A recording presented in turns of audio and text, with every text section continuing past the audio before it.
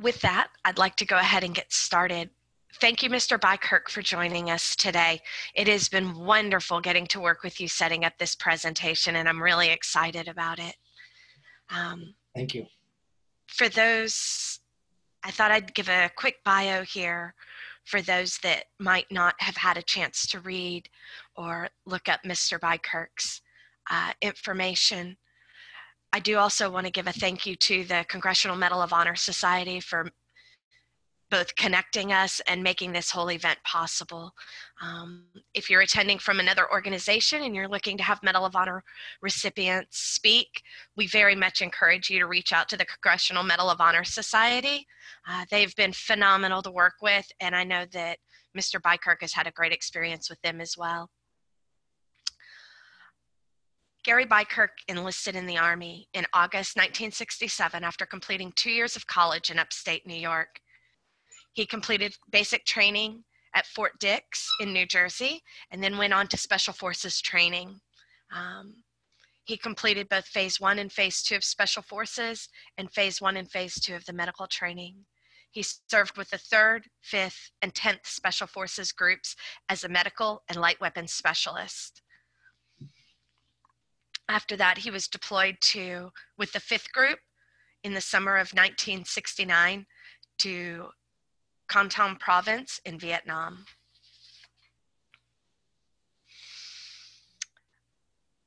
Upon completion of his military service, Gary attended the White Mountain Seminary and was ordained through the United Baptist Fellowship in 1975. He earned a bachelor's degree in arts in psychology and sociology from the University of New Hampshire, and a Master's of Science degree in Educational Counseling from State University of New York in Brockport. His career experience includes hospital and prison ministry, youth ministry, a team counselor and former executive director for the Veterans Outreach Center, and most recently, he's serving as the chaplain for the Medal of Honor Society. He has also recently retired from having served as a middle school counselor in Rochester, New York for over 35 years. Speaking with him, I would say that that is definitely one of his proudest moments and most important part of his career. He now spends his time traveling and speaking to our military, veterans, communities, and school groups with his message of living life of significance.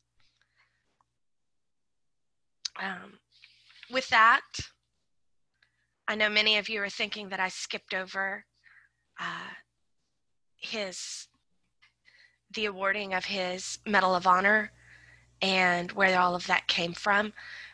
The Congressional Medal of Honor Society has been great at putting together a wonderful video presentation on that, so I'd like to play that for you now.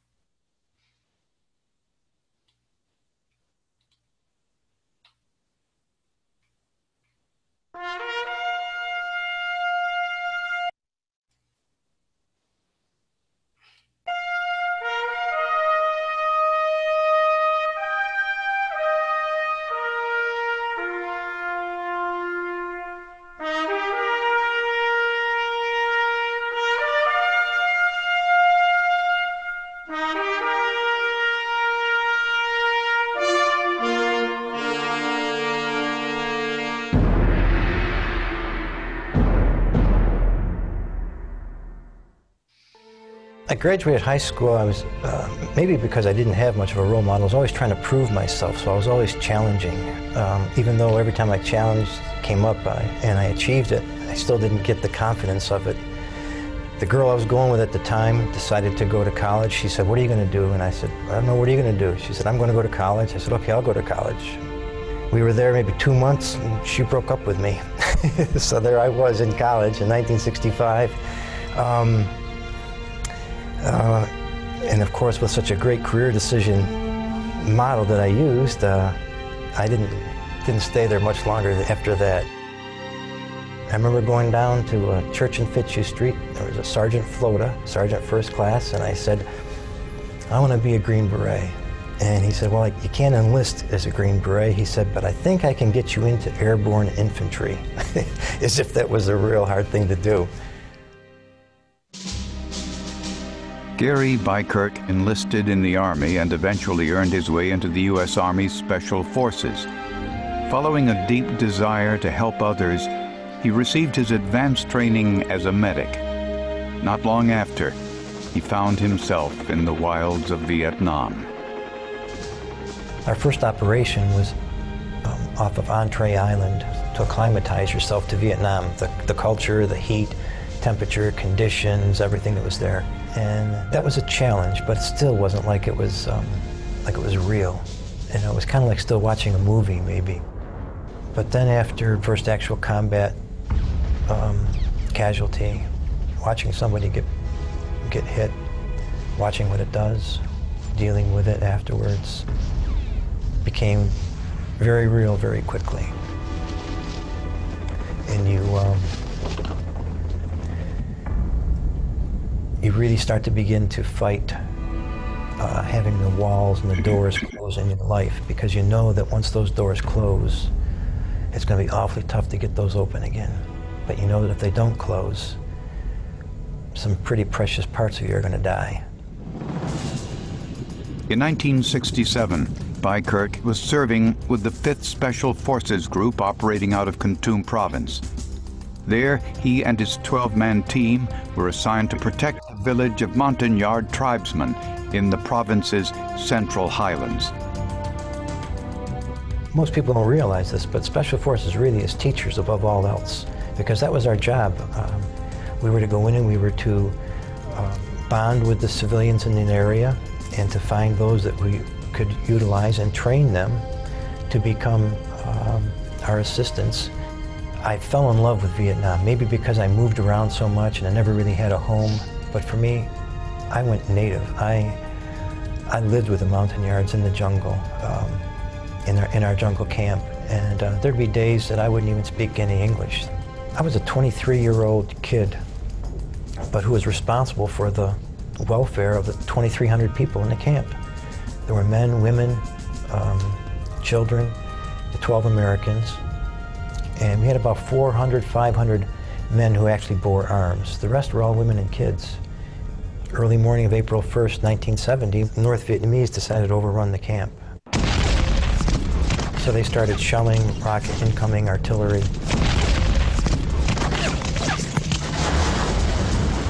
I remember seeing artillery round explode and 2 of the yards get blown apart. And I hit cover, and then I saw one guy that was still wounded right there. So I started trying to patch up some of his wounds. And I heard another 122 coming in. You could tell a 122 millimeter rocket. It sounded like a train coming. I remember feeling like I got kicked by a horse. And I remember trying to get up, and I couldn't move. And I found out that what had happened was that the shrapnel embedded in the spinal column and knocked out my spinal cord. It was like a concussion to the spinal cord, and I couldn't move. Badly wounded and unable to walk, Beikirch enlisted the aid of 2 of his Montagnard assistants who carried him around the compound to help the wounded. Not many people know what it's like to be under fire and then have somebody yell out medic, except those who are medics. And they don't know what takes place inside of you that causes you to get up and go when everybody else is hiding, you know, and ducking. Bác sĩ, which is Vietnamese for doc. I hear that all the time. At night when I try to sleep, I hear calls of Bác sĩ, and screams. I remember going over and trying to help the other medic, Dan. I remember doing some surgery while helping Dan tie off some bleeders, doing some other surgical procedures, but I collapsed. And when Dan finally took a look at me, I had gotten shot, and it run to come through here and come out here. And he said, "Oh my God, and I said, "Dan, you don't say that." You know, it's one of the things we learned in medic, is you don't stand over a guy and go, "Oh my God," you know. But I remember telling Dale, I said, "If I'm gonna die, I'm not dying down here, Dale. Get me out of here." Bleeding heavily and barely conscious, Beikirch returned to the battlefield and was dragged from one wounded comrade to the next, administering aid until he could no longer carry on. But the last thing I remember is seeing this chopper come in, and they just burst forth, and they ran, and they literally threw me on the chopper. And I just remember these hands grabbing me and throwing me into the chopper, and them immediately sticking IVs in me and saying, "You're okay, you're okay." I finally did get out. I went back to college, switched my major to pre-med because now I thought I was on a better career path, something that I really wanted. But it wasn't too long, maybe 3 or 4 months, 1971 college campuses were not the place to be for a military guy. And I got spit on, called a baby killer, and I just said, I can't take this. And so I packed my van and took off. One day I went out riding, saw this path that said Appalachian Mountain Trail, so I did a hike up into the woods, up in Mount Washington, and I found a nice little spot, a nice little cave. I said, this is beautiful. So I would sit there, lived in the cave, played guitar, wrote in my journal, and that became my home. One day I went in to get my mail in the post office, and there was a note that said, be down at the local inn at 6 o'clock. There's a phone call for you coming in from Washington. Picture this, I'm in this old New England country inn talking on the phone. By that time, my hair's down to here. And I go, hello, and he goes, yeah, this the Gary Beikirch that was with the 5th Special Forces? I said, yeah. But he said, it's my pleasure and my honor to tell you you've been awarded the Medal of Honor. And I remember distinctly saying, oh. And that was it. You know, all of a sudden, everything started coming back. And it was things that I've been trying to forget, things that I went to a cave to hide from, all came back. President Nixon gave us the medal. And afterwards, I stayed in my motel room. I didn't feel like celebrating. I'd had a real tough time remembering all that stuff again. And many of the guys in the society will tell you that for years I did not participate in any events. I wouldn't come to the inaugurals, I wouldn't come to conventions, because I still don't feel worthy. But it was just too difficult of a thing for me to bear. But there's a verse in the Psalms that says that man that is in honor and understands not is like a beast that perishes. And I've come to understand that what this medal represents is it's not about me, and it's not about anything that I've done, but it's about men and women who value something so strongly that they'd be willing to die for it, and they'd be willing to defend our country for it. And so they put on the uniform. And for every man and woman who puts on that uniform and puts themselves in a position where they have to defend or may die from the country, that's what this medal represents now. It's a symbol of a valuing of something greater than self.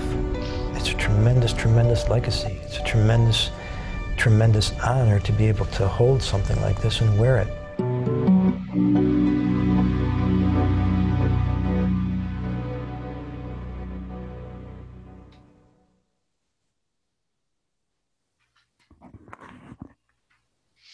Thank you for joining us, Mr. Beikirch. Thank you, Heather. It's an honor to be here.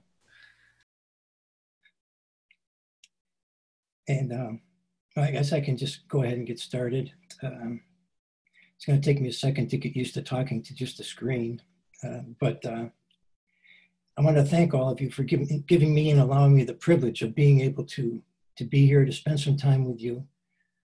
I know those of us that are in the Medal of Honor Society consider it a privilege to be, every time we have a chance to come out and to speak to individuals, especially individuals like yourselves, those who serve. It gives us a chance to really thank you and to thank your families for your service and for the sacrifice that you make for all of us. And I'm also thankful for the opportunity to be able to share with you some things, some experiences that I've gone through that hopefully might encourage you and help you as you continue to serve in the military, or if you've left the military and you're trying to transition to civilian life. Maybe some of the things that I've experienced as I share them today might help you as you're continuing to transition from military to trying to live as a civilian now. And I understand that for some of us, it was a real difficult situation. I wanted to show the video because the video is really a good highlight of, and serves as a nice introduction to a lot of things. And it makes it unnecessary for me to have to give a lot of background. But I did want to share a few things before, before I go to the official slide presentation. As you could tell by that video and by looking at me now, that video was made a long time ago. I mean, I don't have much hair as much as I did then, and my mustache is a little grayer. But I wanted to use this opportunity to say a few things that weren't included in the video, perhaps because it was edited out, but more so probably because I didn't feel comfortable talking about some of those things at that time. And specifically, I'm talking about my relationship with the Montagnards. It's said that I fell in love with the Montagnards. I fell in love with the village people. And that is true. I don't know about you, but when I heard I was going to be going into the jungles, I had all these kinds of fears because I don't like snakes, and tigers I was afraid of tigers too. But in the Montagnard culture, at the age of 12 years old, every individual becomes an adult. They become an adult, and others need to be able to depend upon them. They need to have a 12-year-old be responsible in order for them to be able to live and exist in that jungle setting. Anyone who was 12 years old or older became an adult, and that meant combat. We had one 12-year-old that was an M60 machine gunner. So when I got to that camp, I searched out somebody that could be my mentor, my bodyguard, my battle buddy, and I chose a 15-year-old boy. He had already had 3 years of combat experience, and his name was Dale. I mentioned him in the video. And I remember saying to Dale, Dale, I hate snakes and I'm afraid of tigers. You got to teach me how to survive in the jungle here, Dale. And he laughed at me because he said, Baxi, and if you remember, Baxi means Vietnamese for doctor. He said, Baxi, I don't want to teach you how to survive in the jungle. He said, Baxi, we get our life from the jungle. I want to teach you how to live in the jungle. I want to teach you how to take something that you are afraid of, something that's threatening, something that scares you, and I want to teach you how to be able to live in that experience. So for that year that I was with Dale, he taught me how to live, not only in the jungle, but he taught me about life. See, we developed a special camaraderie, a special trust and love for one another. And that trust was tested on April 1st. You see, everything that the video said that I did and the citation says that I did, I wouldn't have been able to do if it hadn't been for Dale. See, because I was wounded initially and I couldn't walk. Dale found me, picked me up and carried me. I was shot 2 more times. Dale kept bringing me down to the bunker and wanted me to stay down there. I said, no, we got to get back out. And he brought me back out.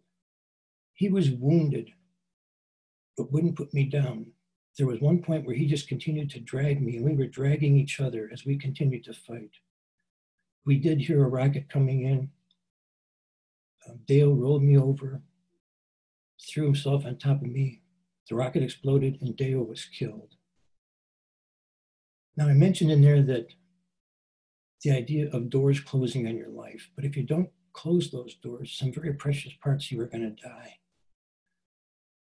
That was one of the incidents where I had to close the doors. Losing Dale was a tremendous loss to me. And I felt tremendous guilt and anger and hurt for many, many years, along with the other things that happened. But there was a saying we had in Vietnam that to really live, you must almost die. To really live, you must almost die. To those who fight for it, life will have a meaning the protected will never know.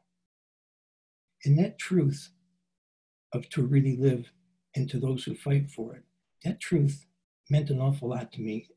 And it became a very important part of my life and my ability to be able to return to civilian life. Well, I did return home, and as the video shared, it was not the best homecoming. I returned home wounded, but for me, the wounds that I received at my homecoming were worse than any wound I received in Vietnam. And because of that, I chose to seek shelter in a cave. Can we go to the next slide there, Heather, about the cave? I love this next slide regarding the cave.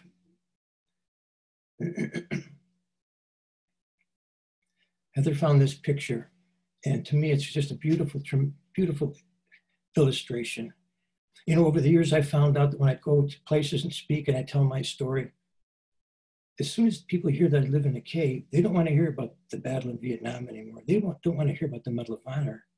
They always say, wow, you lived in a cave? How did you survive?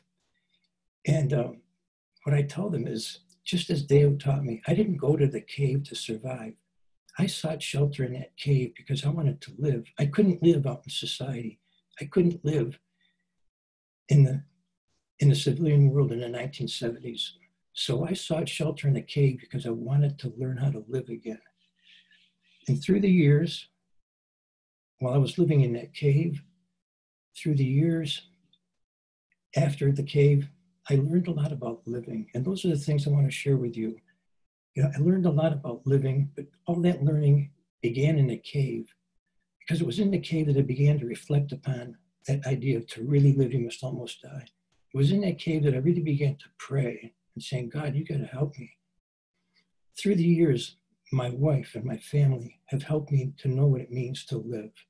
And through the years, I've worked with many, many veterans over the years that have really been a big part of my life and have helped me to understand and learn some of the things I want to share with you.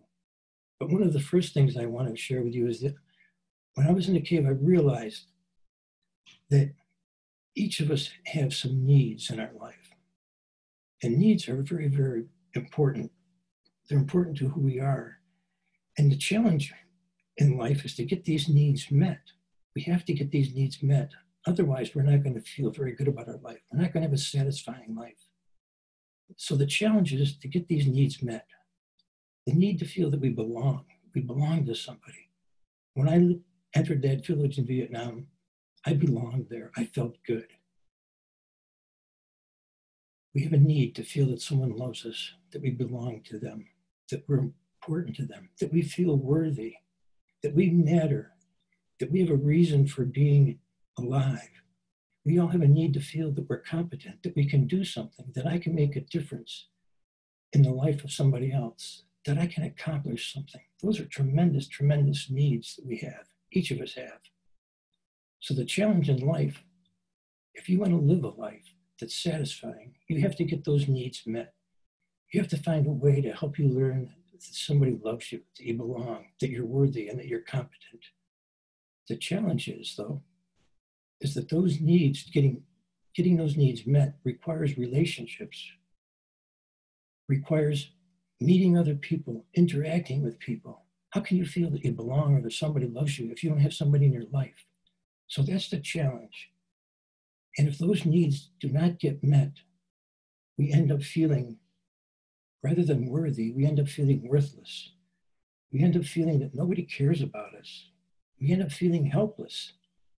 And with those things, we end up feeling hopeless, that life just does not matter to us because we're living a life where none of our needs are getting met. Can we go to the next slide, please? I want to share with you a diagram that helped me understand myself. But before I talk about the diagram, I want you to visualize a glass of water. Now with a glass of water, 8 ounces of water in a glass, you can pick that glass up, you can move it around, you can do things, you can control that water. But if you take that water and pour it out of the glass, that water will go all over the table. And you try to collect it and the water just spreads out all over. It's uncontrollable. It goes its own path. That's the way I felt. I felt like I was just spread out all over. My life had been poured out. And I tried to bring myself together and took what I could. And I went into that cave. And I came up with this illustration to try to help me understand myself. I sat and I said, okay, who am I? You know, what makes up me? And I decided that there were basically 4 things that were part of me. My behavior, my thoughts. I'm made up of feelings. And I'm made up of values, things that are important to me. And you'll notice that at the very core are the needs. And what this illustration says is that in order to get those needs met, you have to know how to use your values. You have to know how to use your feelings. You have to know how to use your own thoughts, your thoughts about other people, your thoughts about yourself. And hopefully all those things will be an influence, and you will have behavior that will help you in your relationships with other people. Unfortunate thing is, though, is that sometimes trauma impacts our ability to use those tools, our values, our feelings, our thoughts, and our behavior. When we don't know how to use these tools correctly or efficiently, those tools, those circles, become weapons, and they become impediments to what we can use in order to establish relationships with other people. But this illustration also represents different levels of relationship. If you think about it, there are some people that we might just have a relationship where we just rub shoulders, we share our behavior. But if we want to get closer, we might let somebody in a little bit to hear what we're thinking. We'll share some thoughts with them. And if we feel comfortable enough, we might let that person in a little bit deeper, and we'll share some feelings with them. And if we want a deep relationship with somebody, we let that person deeply into our life. And we begin to share our values. We begin to share the things that are important to us. And if an individual has that deep of a relationship with somebody, that person can then have their needs met by their relationship with that other person. So I love this illustration because it gave me an idea of who I am. It gave me an idea of how I could take a look at what was happening to me and get some control of it. As I said, though, the difficulty is sometimes trauma impairs my ability to use these tools in an effective way. Can we go to the next slide? I want to show this. And this is another good picture that Heather found that I just really love, of this barren tree that it's there, because to me it really illustrates what Vietnam did to my life to prevent me from being able to use those tools, my behavior, my thoughts, my feelings, my values. Vietnam prevented me from being able to use those things effectively, and so that I could have a relationship with somebody. You see, because tragedy and trauma will at the very least test who we are and sometimes devastate who we are. And people who study people, they say that who we are, there's many components about who we are. Who we are and how we see ourselves is called our self-concept. How we see ourselves, how we think others are going to see us. The picture that we have of ourselves in our own mind and in our own heart. That's called our self-concept.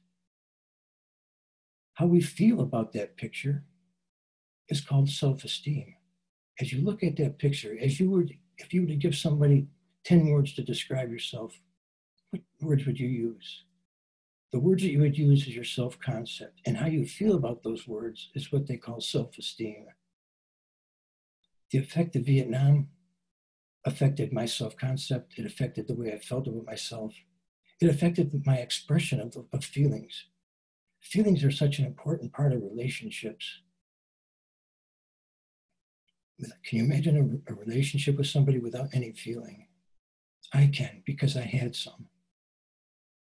Also part of our self-concept and how we see ourselves is what we believe, what we value about life. Vietnam impacted every single one of those areas. It affected how I saw myself. It affected how I felt about myself. It affected the way that I expressed my feelings. And it affected the things that I valued in life. And if I could, I'd like to share some very personal things right now. I mentioned how my homecoming impacted me. I came home with a picture of myself that of some of the things that happened in Vietnam that bothered me, that perhaps I couldn't accept. some things that I found myself doing that I couldn't imagine myself doing. And how do I reconcile that? Well, then coming home and having somebody call me a baby killer. Here I've got this bad picture of myself to begin with, and now being called a baby killer and things that are worse. That impacted my self-concept. It affected how I saw myself. I found myself asking myself, did I kill for a good reason, or am I just a terrible person? Am I as bad as they say I am? My self-concept was destroyed. The way I felt about that and about myself was destroyed. I hated myself. My ability to express feelings were totally affected by Vietnam. When I came back, I only had two feelings, love or rage. And everything was nothing in between then. And the only thing was that love, the only way I knew how to express love was just a physical thing. There was no emotional involvement. It was just a physical thing. If I love you, then we get physical. The only other option is rage. That was the spectrum of my feelings. How can I have a relationship with somebody when all I have to share with them is a physical love or a tremendous rage? My values were devastated and destroyed by Vietnam. For a while I tried drinking, for a while I tried some drugs. Nothing worked.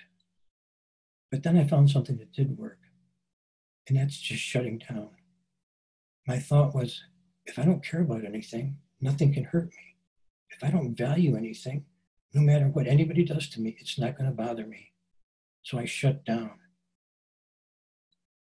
You can imagine the kind of relationship with someone was going to have with me. Not able to express feelings with a terrible picture of myself, not caring about anything.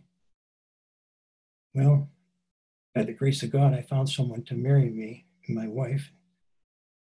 But after we got married, we went out, and when I left the cave, she said, I'll marry you, but you got to come out of the cave. Well, she didn't come into the cave, but I did take her into the woods of Maine. And we lived in the woods with two children. The kids bathed in a creek. We cooked on a wood stove. We dug a hole for a latrine. We lived like that for 2 years. She said that I was trying to go back and capture what I experienced in Vietnam in that village where I felt loved. By the grace of God, she stayed with me, and we kind of grew. She helped me learn what it meant to love someone. But I just wanted to share those personal things with you to let you know and to see how I was impacted by the war, how it affected the way that I felt, the way that I saw myself, what I valued, and the way that I related with people that I supposedly loved. Can we go back to the picture? Yeah, this barren tree. To me, as I looked at that and thought about that picture, it's a pretty good picture of my life after Vietnam. You got this barren tree up above ground. Nothing really attractive about it. You know, you look at the trees now outside and you see tremendous blossoms and leaves, beautiful things. But that barren tree, not even the birds will land in it because there's just nothing attractive about it. That's the way I was. And then underneath that ground, there were roots, but that was the part of me that I was afraid to let other people see. That was the part of me that I wanted to keep separate. That was the part of me that I didn't want anybody to see, because I was afraid that if they saw what I saw, if they were able to look underground and see the terrible picture, see the terrible way that I felt about myself, they would reject me. And so I kept most of me underground, and I just existed as a barren tree. Like I said, by the grace of God, my family stayed with me until I was able to learn how to heal and how to change what had happened to me in Vietnam. Go to the next slide, Heather. My family helped me to learn how to build a life. Going back to that illustration, if you see those circles that represent the different tools that we have, behavior, thoughts, feelings, values, different things that we use to establish a relationship. Those things can become an impenetrable wall because you don't want people to see. I didn't want people to see the roots that were underground. I didn't want people to see that blackened circle that's in the center there. And so I made my behavior a wall. I made my thoughts a wall. My feelings, values, all were walls that I kept people away from seeing how I saw myself. But also because nobody could get in there, I didn't have any needs in my life met. I didn't feel like I belonged to anybody. I didn't feel worthy. I didn't feel that I was competent, that I had anything worthwhile to give to anybody else. That was the barren tree above ground. I believe that trauma, any kind of trauma, whether it's war trauma or any kind of trauma that we experience in life, can have that same impact on all of us. I remember running a rap group back in the 80s with a vet. And we would talk about these things, and he remember saying, boy, that really is true, but when am I going to forget about all that? He said, I wake up at night with nightmares. I don't want to remember these things. I'm fighting to remember them. How can I forget about it? When am I going to forget? How long are these things going to be a part of my life? And I remember saying to him, you'll never forget. You'll never forget. But then forgetting is not getting better anyhow. Forgetting is not healing. Healing happens when you can find somebody that you trust, that you feel respects you enough so that you can open up the door to your behavior. You let them into your life and you can share some thoughts. Let them see what you're thinking. Healing happens when you can get to find someone that you're willing to share some of your feelings with. Once somebody gets in that deep into your life, healing can begin to happen. Find someone that you trust. Find someone who will listen to you. They don't have to understand. There's no way that my wife could understand things that happened to me, but I didn't need her to understand. I just needed her to listen. I just needed to have the experience of feeling that she cared, that she was there, and that she accepted me. I just needed somebody that would be with me no matter what terrible things she found when she went inside me. She would never leave me. Healing is finding someone who will stay there with you and help you rebuild things in your life, give you something to believe in again, give you a reason to accept what happened, and give you a purpose in life again. Healing is finding someone who you will allow in your life that will give you a reason to face tomorrow. Go to the final slide, Heather. Go back to the cave. There we go. Yep. And we entitled this one Surviving versus Living. And I remind you what I learned from Dale, that there's a difference between surviving and living. And I was reminded of that saying that we had, that to really live, we must almost die. To those who fight for it, life does have a meaning that the protected will never know. I learned that to really live meant more than just almost dying physically like I did. But to really live means parts of you must die. And the parts of me that died were parts that kept me from loving myself, parts of me that kept me from forgiving myself, the parts of me that kept me from allowing someone to become a part of my life. Those are the parts that need to be gotten rid of. Parts of you that will not allow you to love someone else. Parts of you that will not allow someone to love you. To really live, you must almost die. To those who fight for it, life will have a meaning that the protected will never know. And it's not an easy battle. It's not easy to work through all that anger and all that guilt and all that hurt. It requires fighting. And I fought in that cave, and I fought through life to get through the anger and the guilt. But it was worth it, because underneath all that anger and guilt was hidden all the love that I felt from Dale, from the people in Vietnam, all the love that I felt from my wife and my children. To those who fight for it, life will have a meaning. The protected we'll never know. It's not easy. It takes time, and you can't do it alone.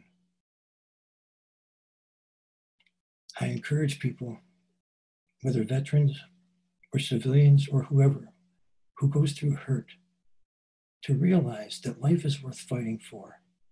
But if you fight it and you find someone who can help you go into your cave, life will have a meaning to you that those who are protected, those who don't want to live, those who want to just feel safe, those who just want to survive, they'll never know what life is really all about. I thank you for giving me this opportunity to just share some of the things that I learned in making my transition from military to civilian life, from making my transition from the war to living a life that is fulfilling to myself and living a life that allows me to make a difference in the lives of others.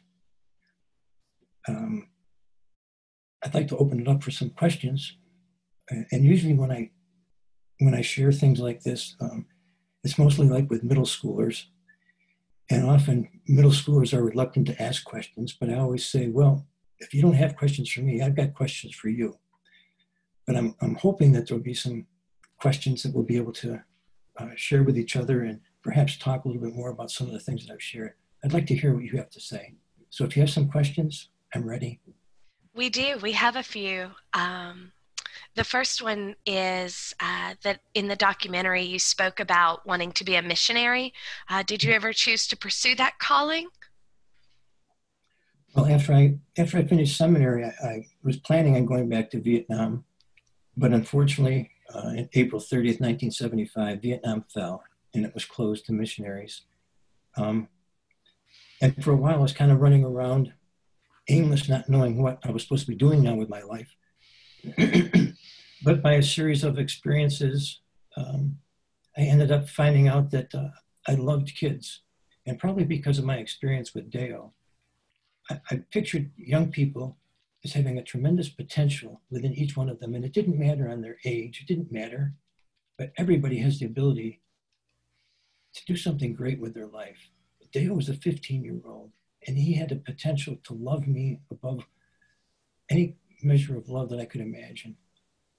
And so what I decided to do was I want to go work with young people, trying to instill in them what Deo had instilled in me, that there's a way to live your life, caring for others more than yourself. So I spent 33 years working with young people, trying to instill in them and encourage them and motivate them with the same message that Deo gave to me about the difference between just surviving in life and living a life. Thank you so much. We have another question. What have you found to be the most effective ways to communicate your needs to the people in your life? Honesty. Honesty is the key.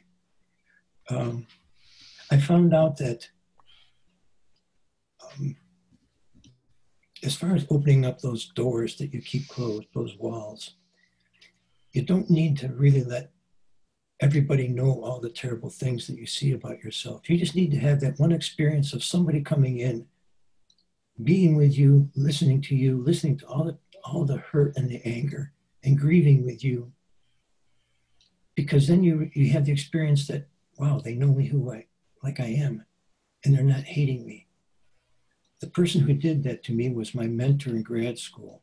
He wasn't even a Vietnam vet, but I just had the experience and the belief that he loved me more than anything, and that no matter what I shared, he would accept me. I shared with him things that I've never shared with my wife or my family. So I don't need to let everybody into deeply to hear all the garbage that's inside of me. I just had to have that one experience of somebody listening and seeing me as I see myself, and to realize that perhaps this person can love me.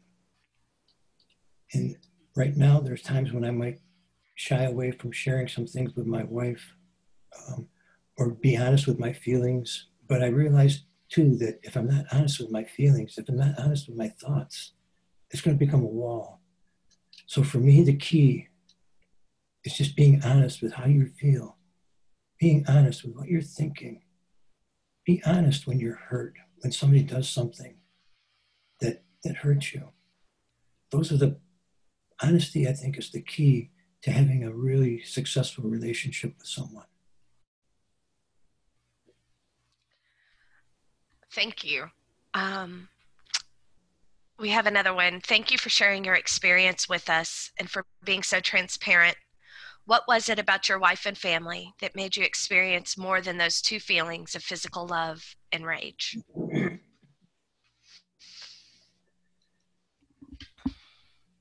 I think it was my experience with my wife. Even though she said that, when I asked her to marry me, she said I had to come out of the cave. We've been married for 45 years.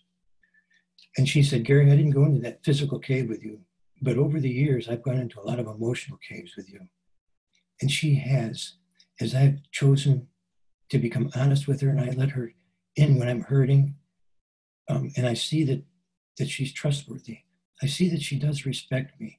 I see that she's not going to come into my house or who I am and totally trash everything.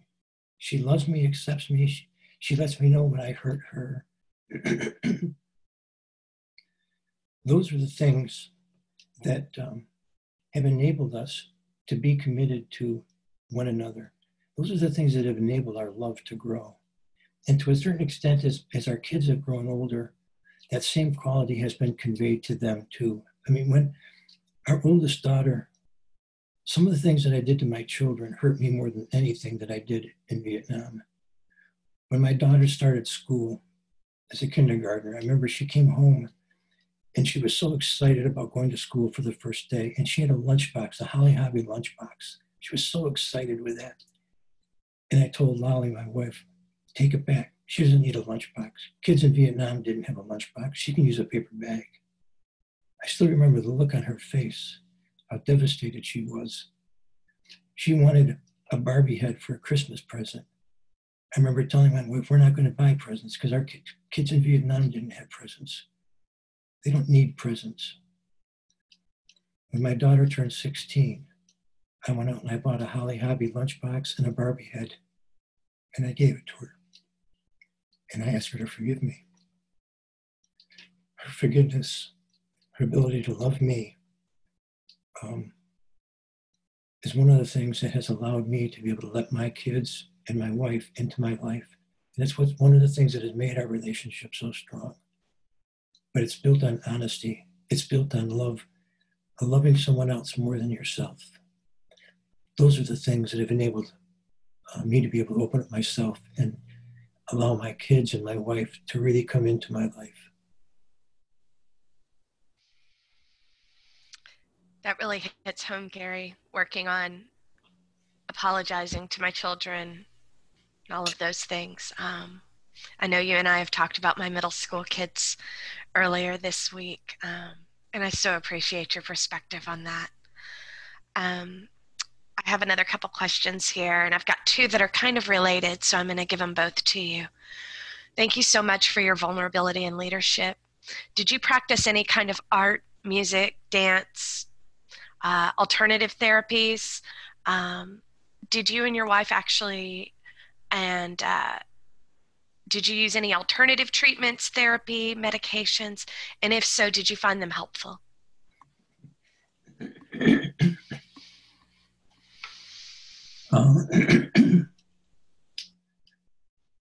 My wife is a very private person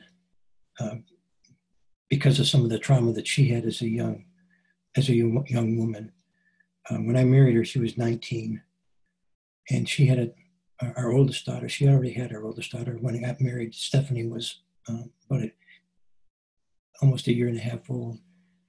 So she had a lot of trauma, a lot of issues with building a relationship. So she's kind of been a private person.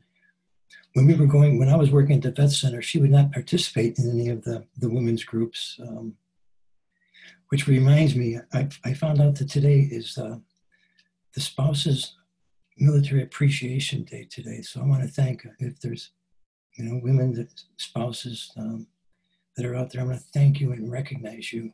This is your appreciation. It's nice that it's happening right before Mother's Day too. You're a special mother to be the spouse or to be someone serving in the military as a spouse. So I want to thank you and recognize you. We didn't really go through any kind of couples therapy or anything like that. We worked things out ourselves. There were some times when the VA wanted to give me some medicines or things, but I never took those because I always felt that they were just things that would affect the symptoms. They wouldn't help me get back to the cause of what was causing the symptoms. So I opted not to do any kind of psychopharmacology kind of treatment, although I recognize through the years that sometimes it's necessary so that you can begin to, again, get a handle on trying to help somebody look at some of the things that I've talked about regarding our behavior, thoughts, feelings, values. Sometimes there are things going on where you might need some medication to just calm yourself down a little bit. I never did anything like that. And I really give a lot of that credit to the grace of God. Faith is a very important part of my life. God is a very important part of my life. And there'd be many, many times that rather than going to the VA or going and talking to somebody, I would hit my knees and just pray. And that relationship with God really helped me in my relationship with others. As far as music, being in the woods, I took my guitar into the cave, and music was a very, very important part of my healing in the cave. I found there's a difference between loneliness and solitude. I was lonely when I was out in the world, and I was among people, but I was alone because I wouldn't let people in. When I went into the mountains, I found solitude. There was a beauty about being in the woods. I would sit in the woods and I would listen to the waterfalls, the streams, listening to the birds. I would play my guitar and I would sing. That was a real therapeutic thing for me. Finding solitude where I was really able to experience some peace within myself. That was a very healing thing. And in some of the groups I would run, we would often listen to music as a way of trying to calm some of the guys down. But other than that, no, I never really did any other kind of art. Our kids are very artistic. I don't know where they got it from. They must have got it from their mother, but they're tremendous artists. I wish I could draw and things because I think that would have been very, very helpful for me. I wrote a lot. That was what I guess I did a lot of writing in my journals. And that was a healing process for me too. It allowed me to look at what I was feeling and then I could erase that. If I was trying to talk with somebody, sometimes my wife and I would be talking and I'd say something and I'd go, oops, I wish I didn't say that. Because she's a word person. And boy, I can't take those words back. But journaling and writing, that was a real therapeutic thing for me too as well. I really enjoy that idea of journaling and writing, but also that I'm a word thrower as well. So I can recognize how hard that can be sometimes when somebody takes every word to heart. And as soon as it passes my lips, I go, oh, I shouldn't have said that. I think many of us can relate to that. We've got a couple here about what are your daily rituals that get your mind and spirit ready to live in the day, especially when there are things that you can't control or you're in the process of being hurt or something negative has happened. What are the things you do to kind of help build yourself for every day? Well, the first thing for me is prayer. I go in and I try to recapture that sense of peace that I felt when I was in the woods. And I imagine, and prayer takes me there. Prayer takes me to a place of peacefulness. I have a prayer journal and that I will go through and I'll read some of the things and I'll go back and look at some of the entries. I'll go back and look at some of the entries like from 2014 and I'll read some of those things and I'll think about them in relation to where I am now and I'll see the changes that have taken place. And it gives me a sense of how things change over time and how things heal through time and how things, I go from a place that maybe I wasn't happy at this particular time, but where I am now, I'm okay, and I feel good about that. So going through my prayer journal is one thing that I do. The other thing is I avoid certain things, especially lately with all the news that's going on. Like my wife, one of the first things she does when she gets up, she turns on the news, and then I'll come out with her, and she's so upset because of what she sees on the news with all the politics and all the things with the COVID-19 and the conspiracies and everything. And already at the 7, 8 o'clock in the morning, she's going down this path of, I can't believe what's happening in this world. I avoid things. I avoid things that I know that are going to be triggers. And I've learned over the years what are triggers for me. So my daily ritual is to move towards things that I know will bring me peace and avoid things that I know are going to be triggers for me.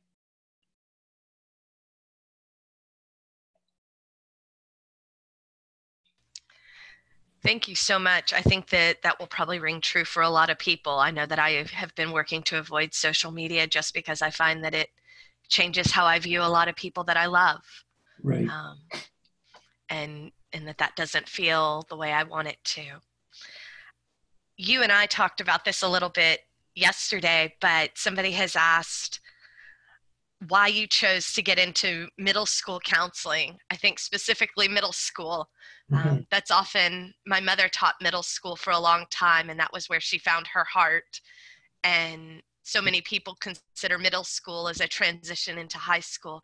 So why did you stick with middle school counseling for 33 years? Well, if you remember that illustration of the water poured out of the glass, and it's just all over the place.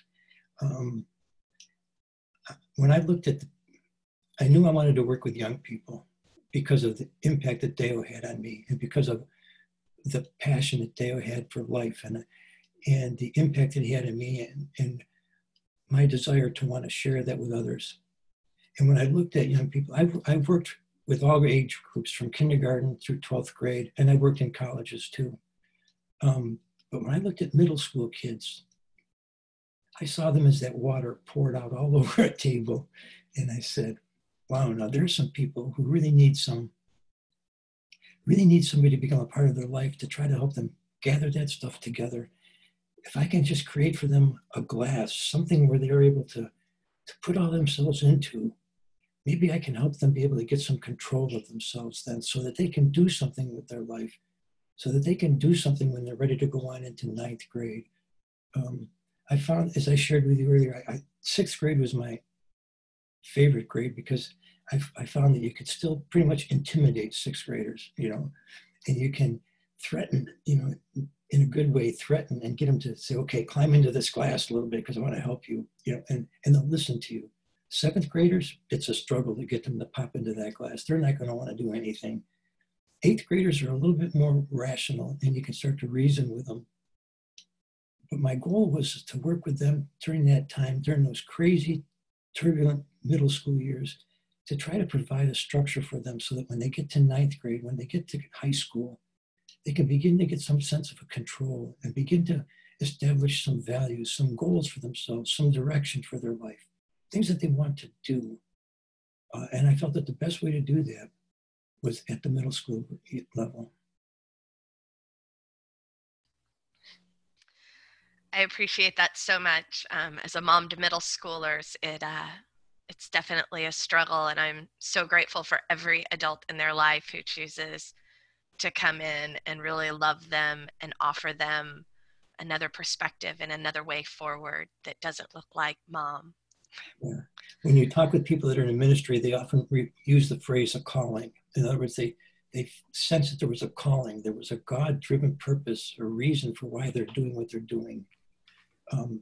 I really feel that anybody who works with middle schoolers has to feel a calling, because we've had people that would come down from the high school that would want to finish out their tenure as teachers, by taking it easy and working with middle schoolers, because they thought high school was so tough. And they'd be there for maybe 3 months and they'd say, I got to get out of here. So anybody who stays with middle schoolers it's definitely a calling. And every day, sometimes you need to remind yourself, okay, I'm called to be here. This is my reason for being here. I have a purpose. There's a mission that I need to fulfill. And to become a mission-oriented middle school teacher will be something that will help you be successful. Thank you so much. It's also been Teacher Appreciation Week this week, so I've been sending lots of cards and thank yous to lots of middle school teachers who are still showing up pretty continuously online for my kids. Someone has asked, when you transitioned from the military, what difficulties did you encounter?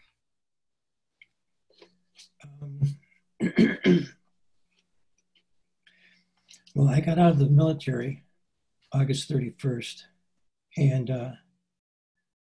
I found myself in the college classroom 3 days later. The college classrooms were not a fun place to be. When I think about the transitioning, that whole period of transitioning is clouded by my experiences on the college campus. I wasn't really all that close to my family. Family members say, you know, Gary, when you came home, you never really talked about anything. It was like we didn't know how to relate with you. It was like you've been changed. So I had a real tough time with family. But my experiences at college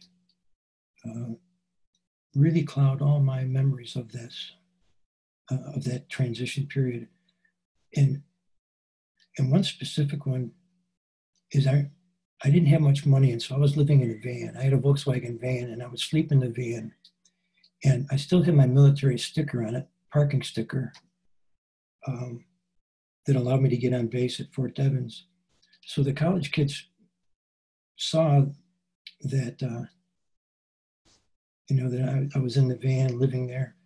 And one morning I woke up, there must have been about 20 students outside the van.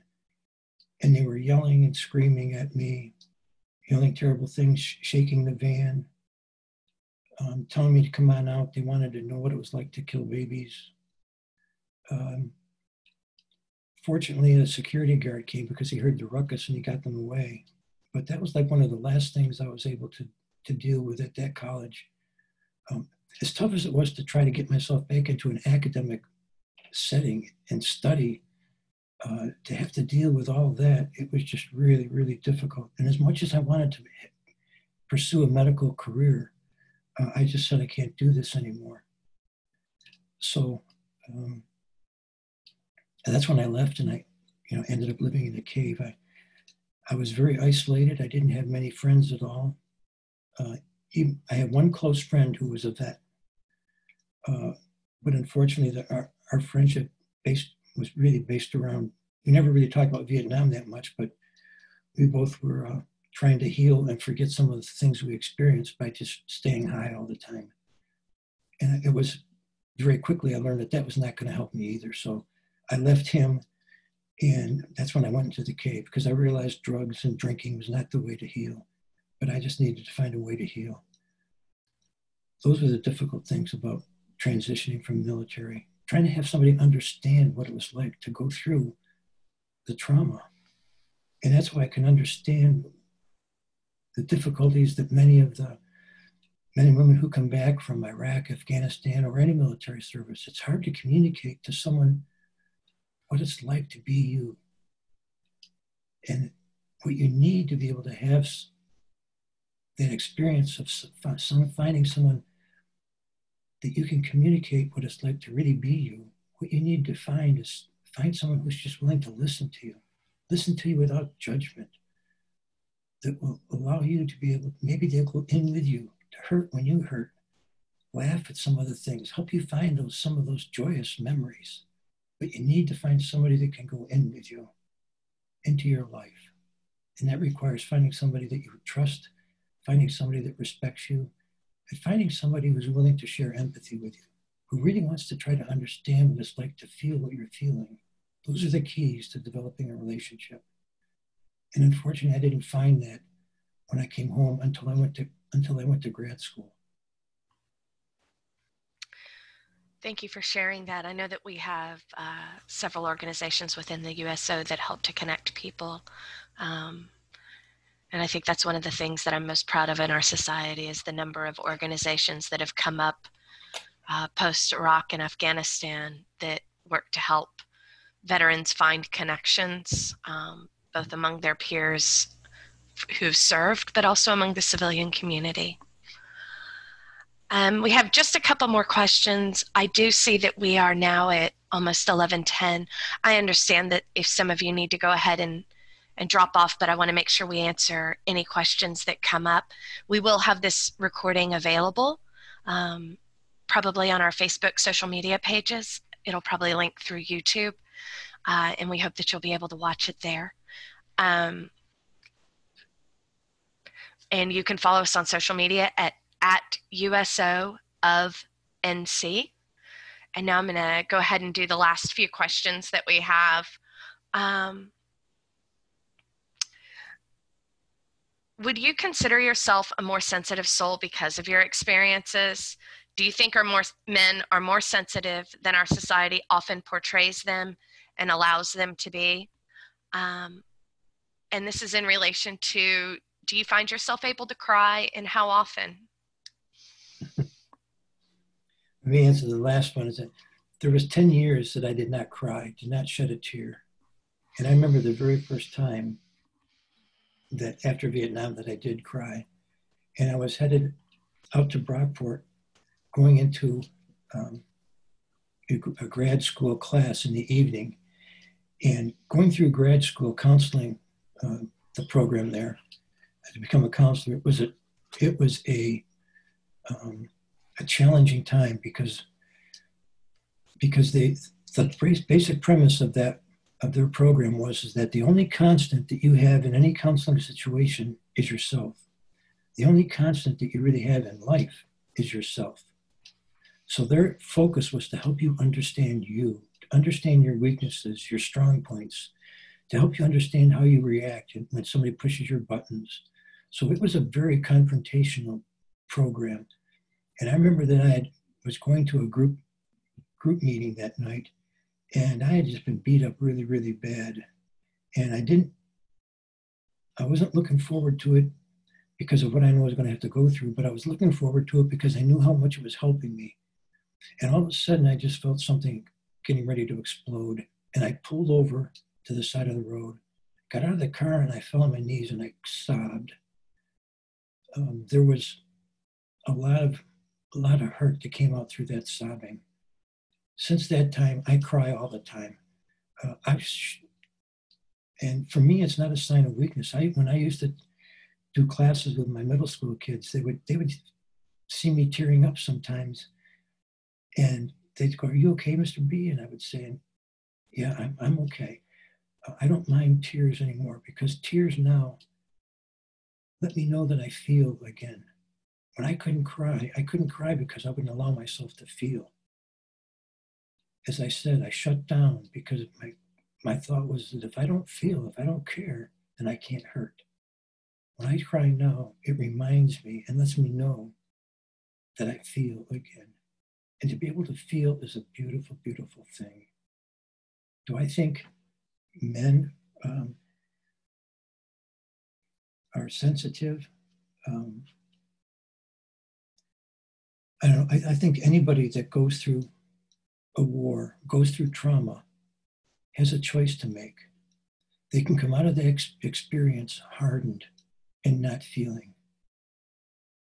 Or they can come out of that experience committed to wanting to live through that experience and not just survive the experience. Survive. I didn't, I wanted to come, when I came home, I thought that I could just survive Vietnam. But when I was in the cave, I decided I wanted to live as a result of Vietnam. And you can go through a terrible, terrible experience and just survive if that's what you want. But remember that to truly live, you must almost die. Hurting is okay. Letting some parts of you die That's the way to really live. Hurting, letting. When I first said that, had that lesson, I used to have that as a life lesson that I would teach my kids. To really live, you must almost die. And I remember one seventh grader said, "Hey, Mr. B, you're telling me that if I want to really live, I got to go out and die?" And I said, "No, Eric, I'm not talking about dying physically. But you see, I've learned that to really live means dying to yourself. To really live, you must almost die. Realizing that there's some things in life that are more important than me. Allowing yourself to be open to others. Allowing yourself to be open to the hurt of others. Allowing yourself to be open to allowing others to become a part of your life. Finding a way to allow others to let you become a part of their life. That's what it means to really live. And in order to do that, you have to be sensitive. In order to do that, you need to choose to live. You need to choose to almost die. Because if you choose not to, you're not going to live. You're just going to survive. You will remain safe. You will remain protected. You will remain not hurting. But life won't have the same meaning to you as those who choose to fight, those who choose to allow themselves to die for the sake of others. For those people, life has a meaning that they're protected. Those who choose to stay safe, they will never know. So all of us have that ability to either choose to be hard or choose to be sensitive. And I don't think it makes a difference whether you're male or female, because I know some females that are pretty hard. And I know some males that are very sensitive. It's all a matter of personal choice. It's a matter of finding someone that you can develop a relationship with, someone you trust, someone who you feel safe with, to let them into your life. That's the difference between surviving and living. So I have one more question. And then I would personally love for you to tell us a little bit about your book that you just recently wrote. So here's the last question that we have. And there are also many thank yous and personal things that people have sent in our chats. So I'll make sure that all of those get to Mr. Beikirch as well. I'm not sure that all of them were meant to be read out loud, so I don't want to break that, but I do want to make sure you see those. So our final question is, someone has written into us talking about that a few years ago, they honored James Elliott Williams when he was when this person was at the Special Boat Team 20 by dedicating our headquarters building to him. And they were wondering if you happened to be at that ceremony back in 1997. No, I wasn't at that ceremony, but I knew Elliott very well. Elliott was actually, Elliott reminded me of an E8 Master Sergeant that was my mentor in Vietnam. This was a crusty old E8. He was a World War II veteran, a Korean veteran, and he had been in Vietnam for 5 years. But he was a Special Forces medic. And boy, he just taught me so much about life and about commitment and about valuing others more than self. And one of the things I loved about Elliott was that he reminded me of this Master Sergeant. His name was Mac. For many years, I chose not to attend any of the Medal of Honor events, as I mentioned in the video, because I just didn't feel worthy. And then for many years after that, I was unable to because they would always have these events during the school year and I just couldn't get off of work. So I tried to maintain a close relationship with the recipients and the society, but unfortunately I wasn't able to attend many of the events. But whenever I could, I tried to make it a point of getting to know the men. When I became a member of the society, there was 326 guys there. One of my biggest regrets is that I chose not to become a part of their lives. So many of them that I knew and I respected, but I chose not to get to know them. I chose not to let them become a part of my life. But over the past years, I've made a decision to get to know them, to let them become a part of my life, to let them influence me, to let them share the things that are important to them with me so that I can become a better person too. And there were some tremendous men that I met through the years. I say that there were two people in my life that I've met that my knees used to just really shake literally, and I felt like I couldn't stand when I was in their presence.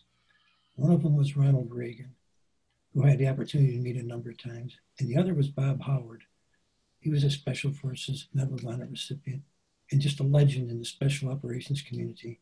Bob was another one of those individuals who, just being in his presence, you were just humbled. But I chose to allow Bob to become a part of my life, and he was such an inspiration to me. But I regret not allowing myself to really get to know some of the men like Elliot Williams, Pappy Boyington, guys like that were just tremendous, tremendous men. I could have been much better, a better person, if I would have allowed them to have an impact on my life. That's a good question.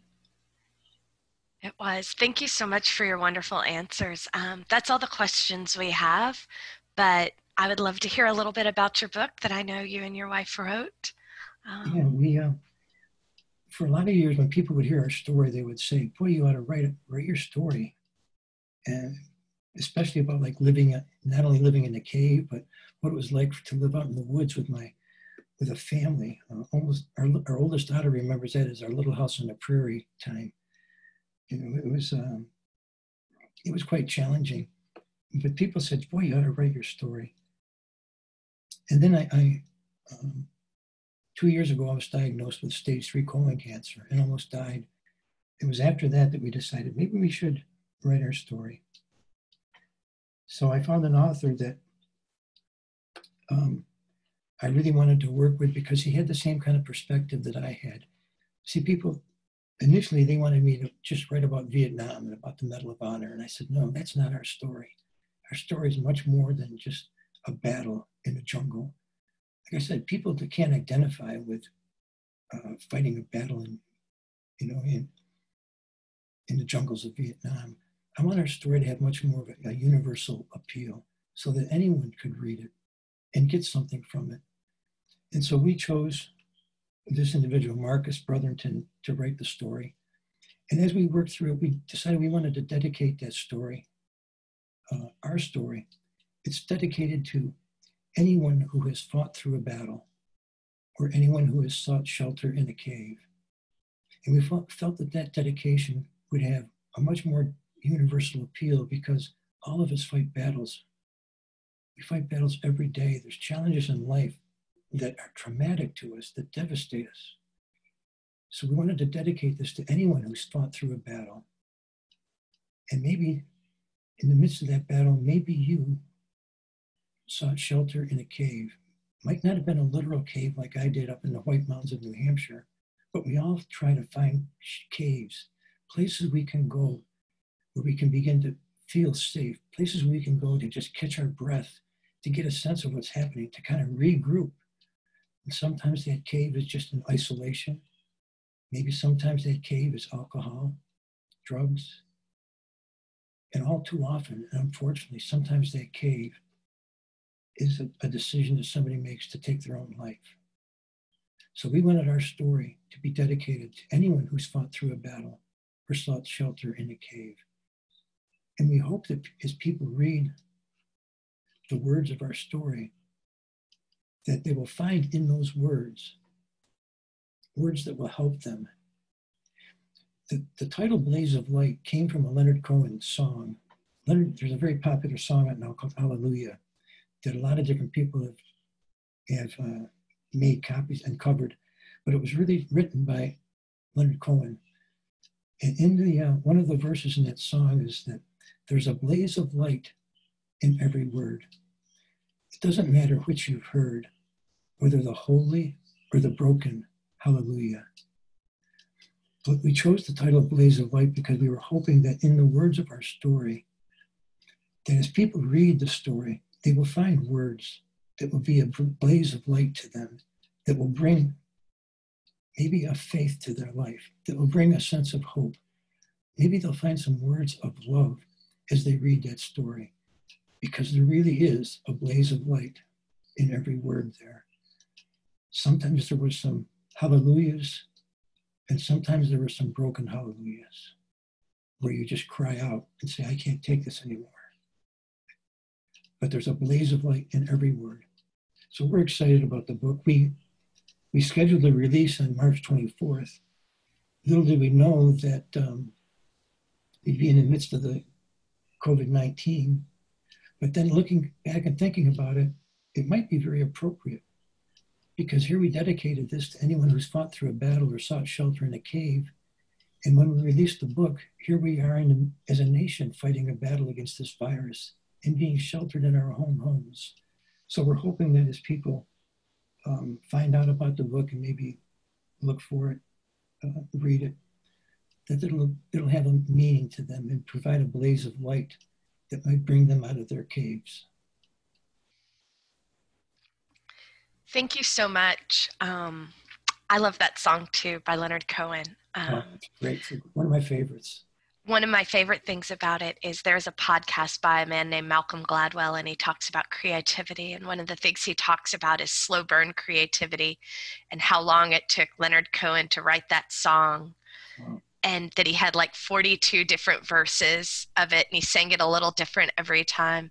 Yes. And that always really spoke to me, because I think perhaps maybe we all feel a little different every time. Right. Thank you so much for joining us, Mr. Beikirch. This has been such a pleasure, both working with you leading up to this and getting to hear the whole presentation put together. I know that there are a lot of people who found a lot of healing, a lot of sage advice, a lot of hope from this, and I couldn't have asked for anything better for you out of this, and for our organization, and for those who were able to listen in.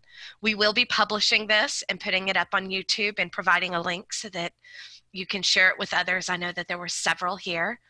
We'll send it out via email to all of the participants, but it'll also be on our social media. I want to give a big shout out to the Congressional Medal of Honor Society.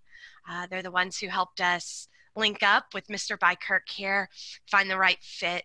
They do a wonderful, wonderful job with their outreach. They're really trying to build that. For veteran organizations who are interested, I highly recommend reaching out to them. You can reach them at medalhq@cmohs.org, or just look them up by Congressional Medal of Honor Society. We really appreciate everything that they did. Did you have anything else, Mr. Beikirch? Yeah, I was thinking that our military is tremendous organization made up of some wonderful individuals. But I think the reality is that all of us realize that there are no superheroes in the military. And unless you're a superhero, there's going to come times, there's going to be those days when you're faced with something and you're just frustrated, you're discouraged, you're wondering, wow, because there were times for me when I wondered, why did I ever join this group of people to be involved with? There's going to be those days when you wonder about your decisions and your choices, and you're going to wonder if anybody realizes what you're going through, and if anybody realizes how tough it is, and if anybody really appreciates or cares what you're having to go through, because you've chosen to do something that less than 1% of the population of our country has chosen to do. You are a unique minority. And there's going to be days when you wonder, does anybody care? When those days happen, I want you to know that there are people who do care. There are people who do love you, who do appreciate you, who do not take you for granted. I want you to know that every day, I think of you. I think of my friends. I think of all of you who are serving. And I want you to remember that. And hopefully that can give you some encouragement, can give you some motivation, can give you a sense, the strength to develop a different perspective that can give you that little bit of energy to once more just say, okay, I can do this. I'm not going to quit. I can get through this. I hope you remember that there are people who care and who love you. And we're so appreciative of your willingness to choose, to serve, and to sacrifice so much for us. God bless you. Thank you so much, everybody. Thank you so much for attending. And please make sure to send us any emails if you have any other questions. Thank you so much, Mr. Beikirch. Thank you, Heather. It's been great. Have a great day. You too.